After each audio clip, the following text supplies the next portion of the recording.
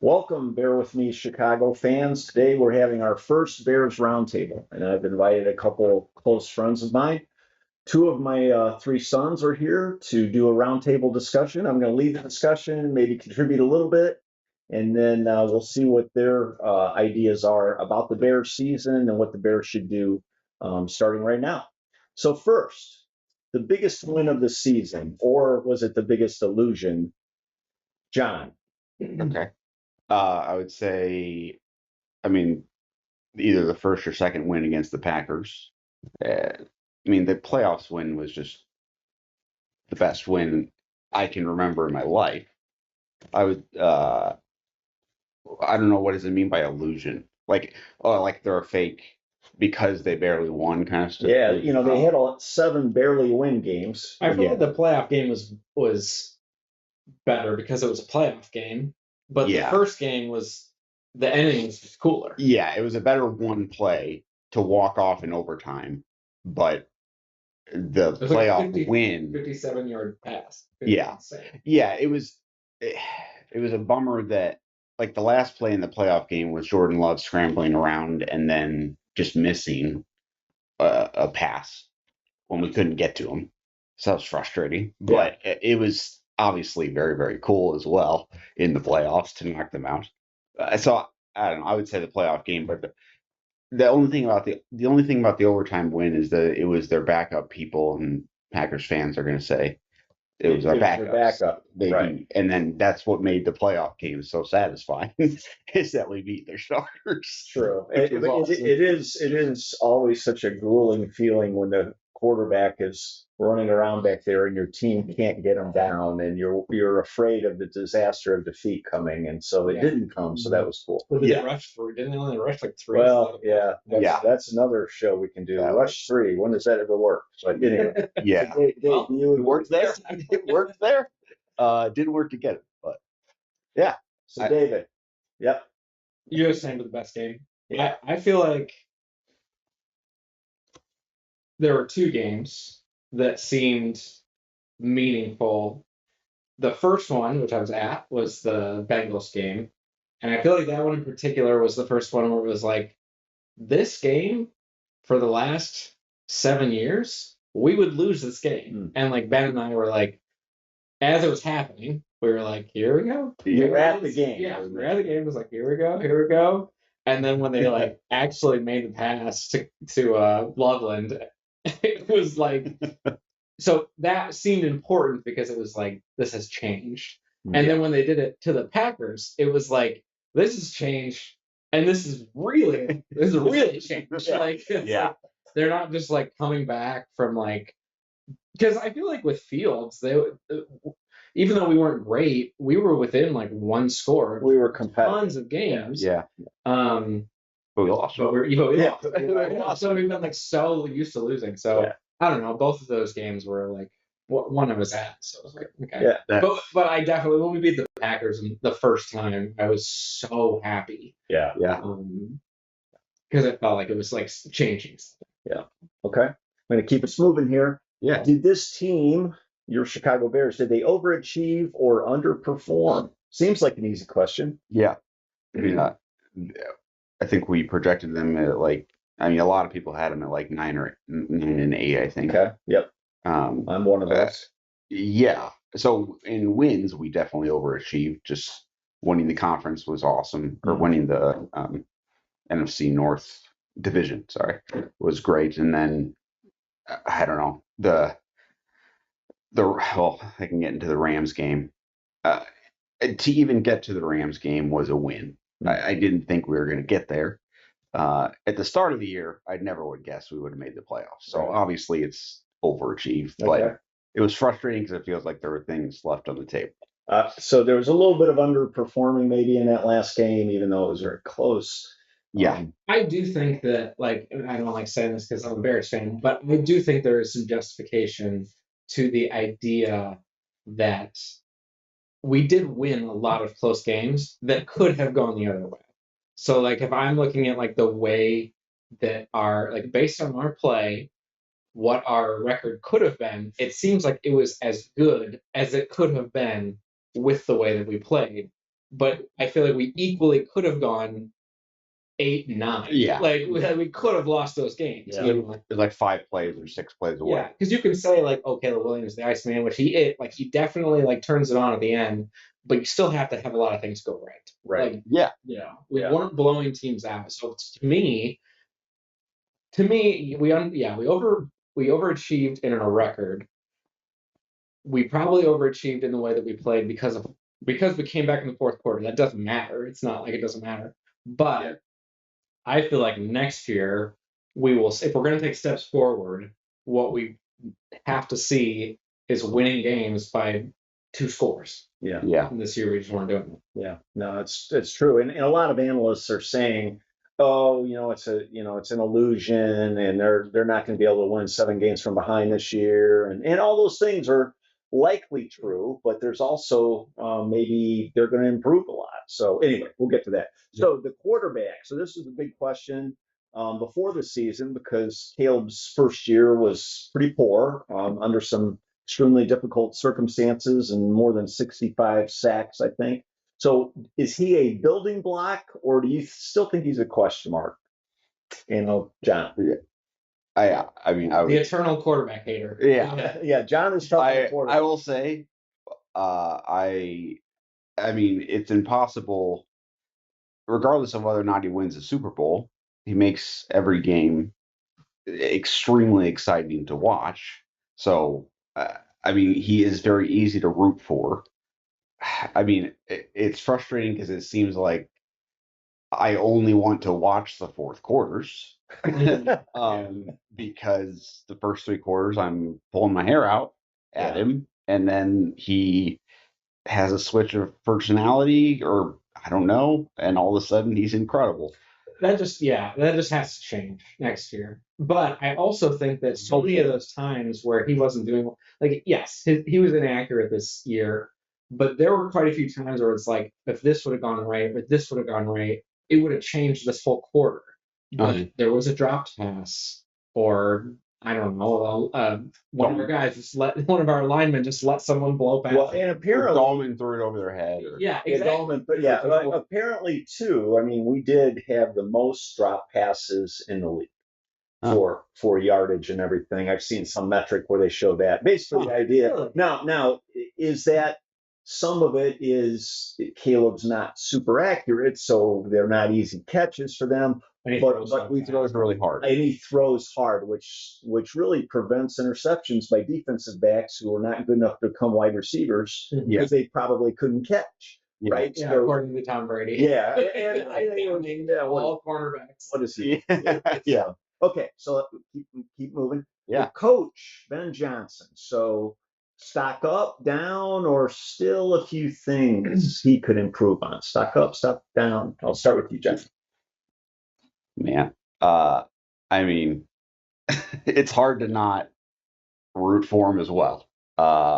It's hard to look back at a season and not be happy.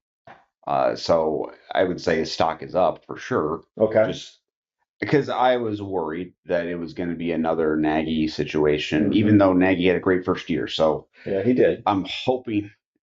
I don't think it's that situation, because I think he actually Johnson actually has a really creative offense, and he has success in Detroit calling plays. So it's hard to think it's not going to translate. Yeah. But his stock was also extremely high coming here. So I don't know if it's hard to answer the question if it's up, down, because at the beginning it was like, this guy is the answer. Yeah, everyone was like, Ben Johnson. So we clearly thought it was going to matter. So what do you think? I think he did it. He did what we thought he was. So stock up. You're giving him thumbs up. Yeah, it's in the fourth quarter. Okay. I like him as a head coach for some reason. For some reasons, I don't like him. I don't love his certain things about his personality.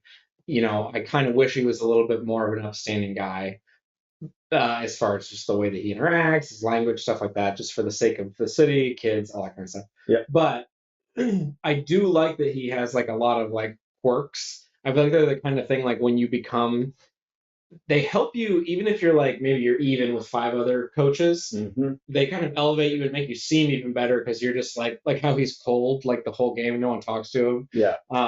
Yeah. And then him being crazy in the locker room, taking his shirt off, stuff like that. It's just like it just makes it fun, and I feel like ultimately football is entertainment.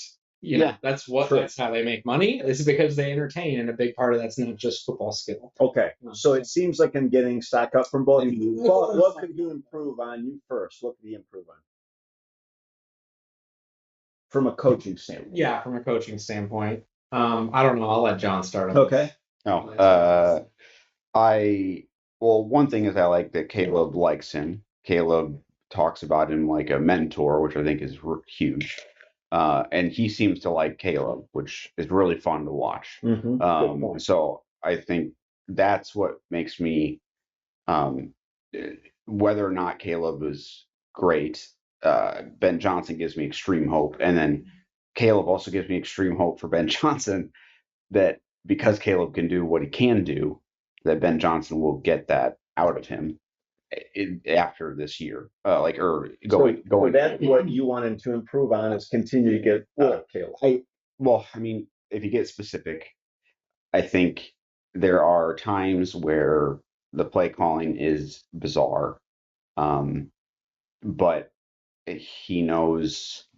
I don't know. He knows more of the ins and outs of what he's doing, obviously, or what his intentions were.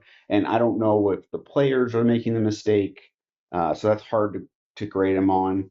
But his ability to motivate the players is better than I've ever seen. So I guess that's not answering the question of what he can improve on, but that's another strength he has. And then, I don't know. I would like to have him.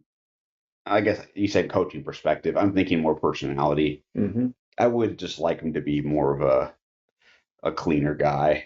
Yeah. In his. I like to see him personally. I like to see him a little bit better sportsmanship. I mean, I know we have a rivalry with the Packers and everything, but after the game's over, I don't think it's asked too much to shake the guy's hand. And to me, I know he did shake his hand. He did, but I don't know. On the side, I'm a little old. I feel like people blew it up because they like to. If I watched that and no one talked about it, I'd be like, oh, they shook hands. That's all I would have thought of it.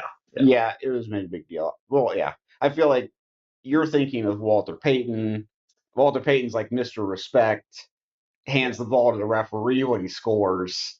So that's what you think of when you think of like character. True. Which is, I agree, but this is for entertainment purposes. It's actually from a coaching perspective. I grew up before I became a Bears fan. I grew up a Cowboys fan, so I would root because the Bears were always so terrible. I would root for the Cowboys as well, and until they fired Tom Landry. And so Tom Landry was always somebody that I really looked up to. He was respectful to the other coaches and the other teammate.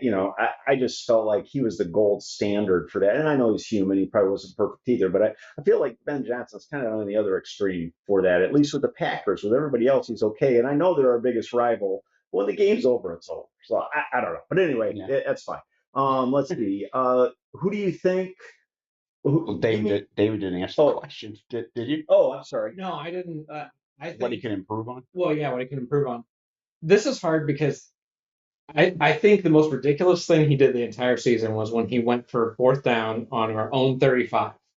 That was like, you're being a crazy person. Like no one else is doing this. It's like the analytics are like not even. You got to get a lot further down the field before the analytics are like maybe. I mean, analytics don't say maybe before they say to go for it. So there's the obvious. Hopefully, with experience, he doesn't make decisions like that.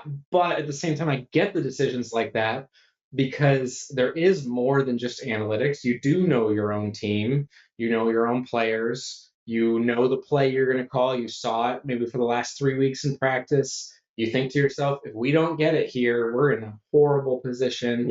As far as the trust your defense thing, our defense, I didn't trust them. So if not for turnovers, it would have been a different season. So sometimes when I'm like, oh, let's just punt it, it's like, well, then they're just going to score. You wonder if that affects his. Exactly. So okay, Who, and this may be an easy question, but name one guy in your mind they earned a long-term spot. What I mean by that is you're hoping this guy plays for the Bears his career this season. For his whole career. For his whole career, if there was a guy you could pick, other than Caleb. All right. Well, okay. That's a no-brainer. Yeah. But other than Caleb, who would you pick? I'll tell you who I wouldn't pick. Okay. And then we can get that question. But wouldn't pick Nation Wright. Because everybody was all about him because he got a bunch of interceptions, but he just got like picked on game after the second half of the season was like I feel like every other coach was like putting you on like with Nation Wright and like I mean you don't put your player with them, but like let's attack his direction because I just think he rightfully is kind of a journeyman in the league. He rightfully doesn't belong as a career player. The only thing I would say is remember the Bears had no pass rush last year. They were literally last in the league, I think. So the corners have to cover long. They do, but I feel like when he kept getting burnt was on short routes. Yeah, I think it was quick when he was burnt. Where he would get quick and he just couldn't keep on stuff. That's fair. So anyway, that wasn't the question you asked. But his name pops up and like don't totally sign him long term. Especially if people are right now thinking like, oh, he had a good season. Maybe he has some value. He's wanting $50 million. Yeah. I think that would be get rid of him. So who would you pick? It's long term though, other than Caleb. Other than Caleb, yeah. Probably Loveland. Okay. Yeah. I mean, John? I think he's going to be a star. Yeah. And Loveland's the most exciting I mean, it's either Loveland or Burden. Burden has those two have the biggest upside, obviously. I do like this is a boring answer, but Darnell Wright at right tackle. I think he's done, or he's made me less. Well, he's definitely made me happy in terms of going over Jalen Carter or giving Philadelphia Jalen Carter to get Darnell Wright was less of a exciting pick at 11, but he actually has. I would have to look at the numbers.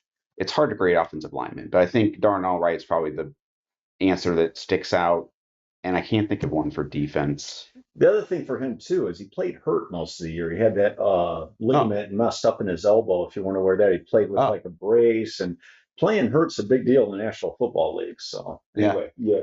Well, I was going to say, kind of going back to Loveland, if I think of the last 15 years, 20 years of like who are the great quarterbacks, the two greatest quarterbacks. If I think about that, and Peyton Manning is amazing too. But if I think about Mahomes and Brady, it just makes me be like, what did they have for the majority of their winning time?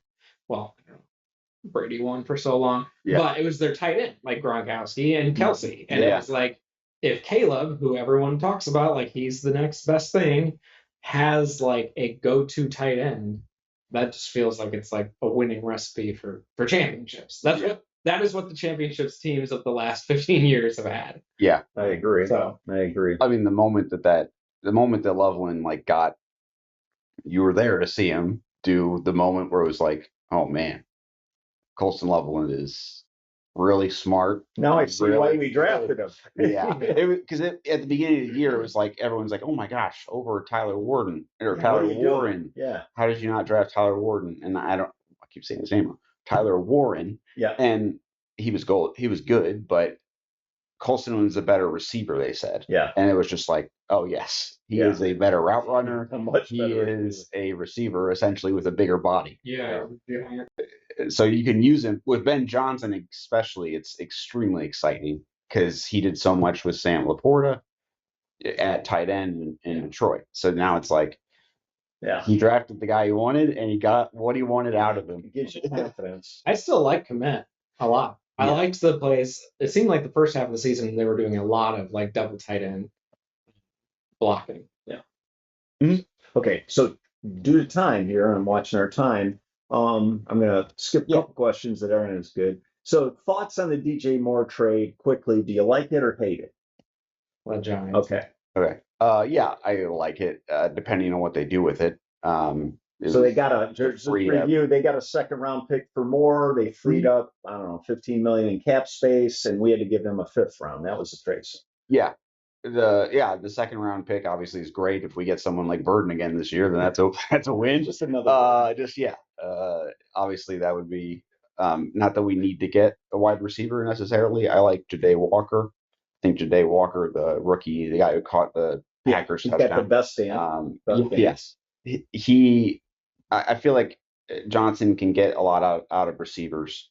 So DJ Moore was overpaid in terms of the production with Johnson, at least. Not personally, nothing against him, but I do. I mean, he gave us two incredible. He had the winning touchdown, obviously in overtime versus the Packers, and then the game or taking the lead in the playoffs. He had that touchdown in the left. So I feel like with that, it's like, oh man, obviously you like him in terms of what he did, but then it just didn't make sense financially. And then a second round pick can be used if we are trying to. I just didn't think they were going to get a second round pick. Well, who do you think is going to step into his place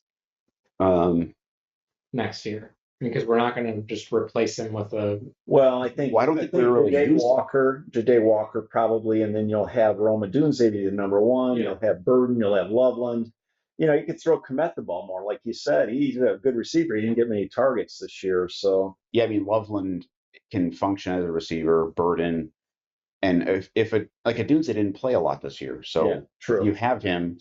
When Dunze did play, we didn't even really throw to Moore.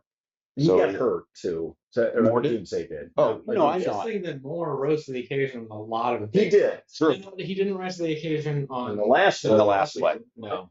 But that still seemed like there was some level of. There was some miscommunication there, I think. So okay, keep us moving. We've got about 7 or 8 minutes left here. For my sake? Free agency. Yes, for your sake. I have until 7:15. Okay. Wasn't aware. We're going to keep going. Okay. So we're reporting in the tsunami. Free agency. Yes, we are. If you had, so here's some options for us. So we need an edge rusher, right? Because we got no pass rush. So the two edges out there are Max Crosby is available supposedly for a trade, not a free agent. Trey Hendrickson is a free agent, so you would not have to give up a draft pick for him or multiple draft picks because Crosby, I guess the Raiders want multiple picks.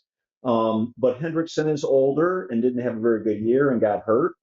So that's a questionable thing. So that's your edge option. There was just a left tackle released today, Taylor Decker, who played for Detroit, very good left tackle. And so Ben Johnson knows him well. So he is now available at left tackle. And as you know, our left tackle got hurt in the playoffs, sadly. So he's going to be out till at least mid-season. That was another bummer. That was a great rookie pick. Yeah, it was. Yeah, he was awesome. Yeah. Tyler Linderbaum from Baltimore is the center, who's the best center in the league by far. He wants $20 million a year, though. And then the other option is re-signing our own Kevin Byard. I guarantee we don't throw it over our.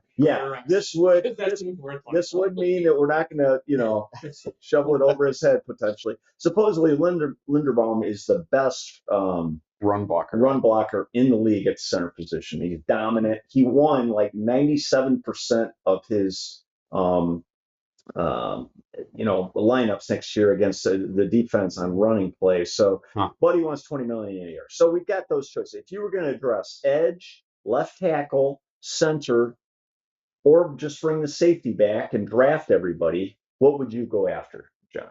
Oh man, you only get one: edge, left tackle, or center.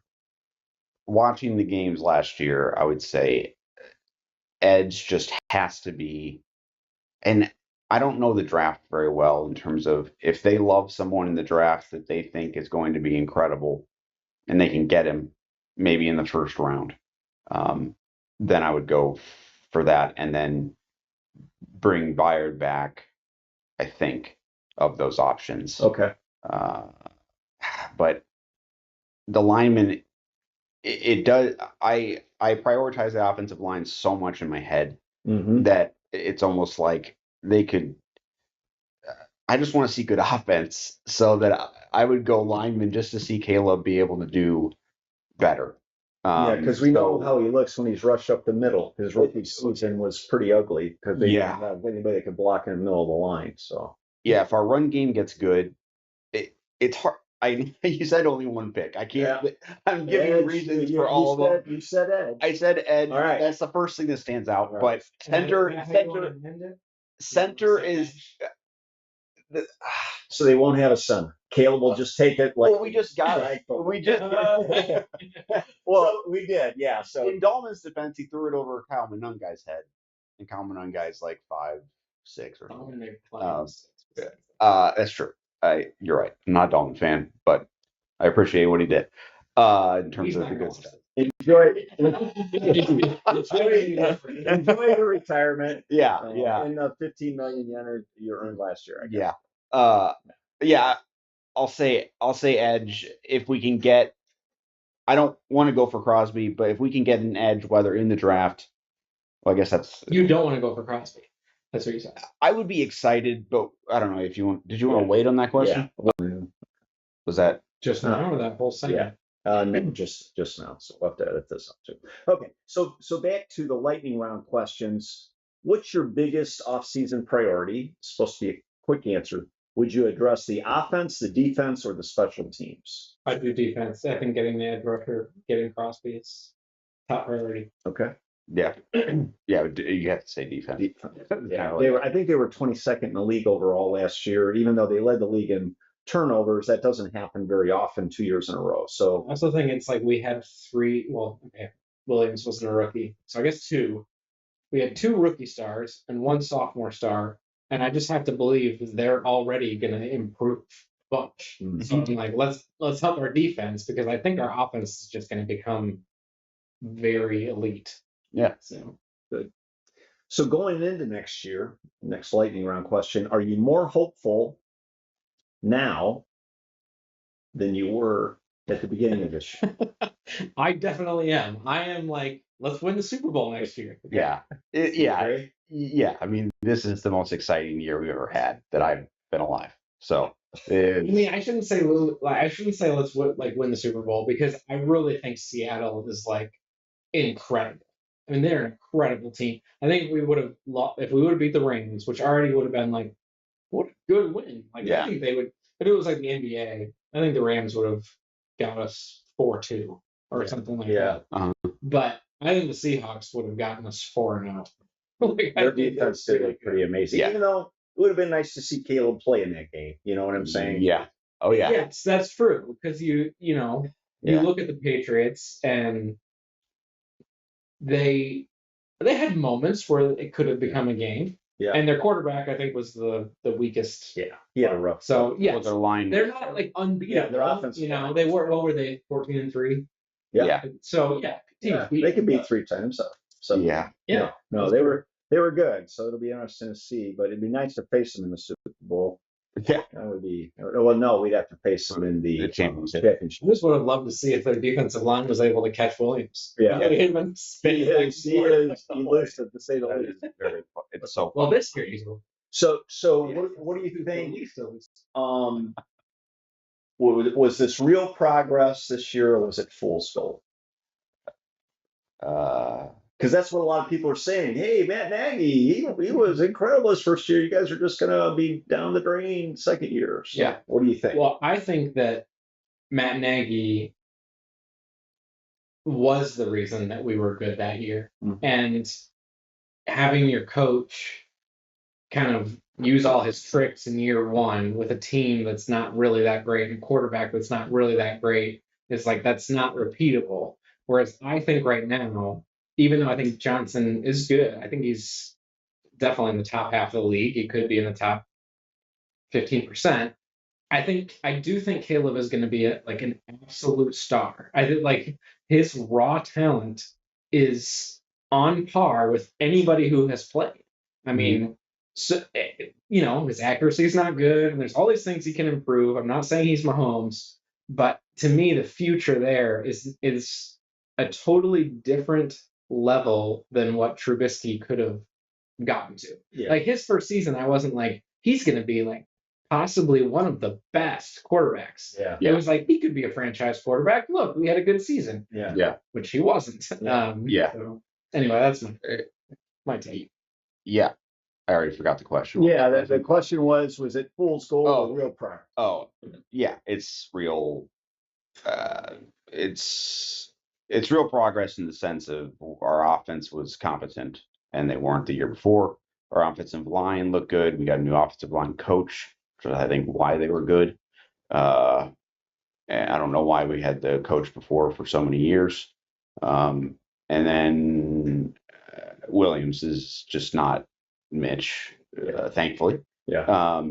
And yeah, besides the accuracy, his instincts and his ability to like do just things you don't expect or think of, like his intelligence is pretty incredible. Yeah. So I think Williams only gets better. I hope he just gets as good as he has been in the fourth quarter throughout the game. And then, yeah, I mean, in terms of the beginning of the year versus now, it's just definitely growth for sure. Yeah. But he also had Burden and Loveland, which is just like that's amazing. That's his ability with their ability. Yeah. And then Johnson is just, it's hard not to be incredibly excited for the offense, which I've never said in my entire life as a Bears fan, besides 2015 with Marshall and Cutler, which this is just a whole different level. Yeah. Than that, because he just threw to Marshall every time. Yeah. But now it's like Williams just putting on a show. Yeah. Awesome. Yeah, and I'm hoping that his accuracy is going to improve just because he knows the offense now like the back of his hand, even though Johnson always throws a few new things in there. But I'm hoping that just stability in his offense, they changed his footwork this year, so he's had an additional year to work with that footwork, which I don't know anything about footwork, but apparently Ben Johnson does and felt like he was important. So in Detroit, Ben Johnson's first year, Jared Goff wasn't 4,500 yard Jared Goff. He was decent. And then the next year, he really took off in that offense. So that is exciting. I think we got two good running backs. If we can just, get the line a little bit more stable, our left tackle situation does have to be addressed for sure. But this Tyler Decker, to me, we lost power temporarily there, but we're still rolling here because we have a generator. So nice. It's always nice.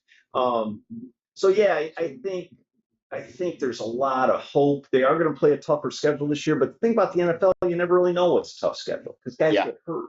And another thing that I don't think, and I've mentioned this to both you guys before, Caleb played in every game like the last 2 years. That is crazy. And I think he's probably set some records for quarterbacks and for the Bears doing that. And that says a lot about his durability and elusiveness. So if the quarterback stays healthy, the other thing is we've got a great backup quarterback. Apparently, other teams are trying to trade for him. Yeah, we don't have time to cover that today, but hopefully, if they trade him, I sure hope they get at least a second-round draft pick for him because you need a backup quarterback in the NFL. But what scares me is you trade him and then Caleb gets hurt, and then you're like, okay, season's over, right? Yeah. So that's always potential. So those are they could draft. They could draft a quarterback. If Caleb gets hurt, the season's already over. Yeah.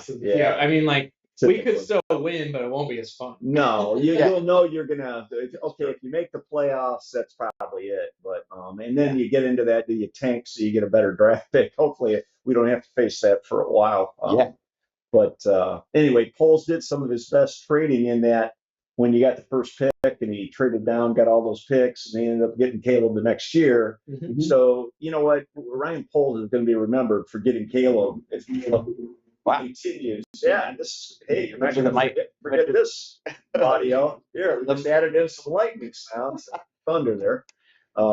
Anyway, so want to thank you for joining us for a roundtable. We'll do this again. Give us some feedback if you liked it. And we really appreciate you guys joining Bear With Me Chicago. And we'll do it again, and go Bears. Thank you.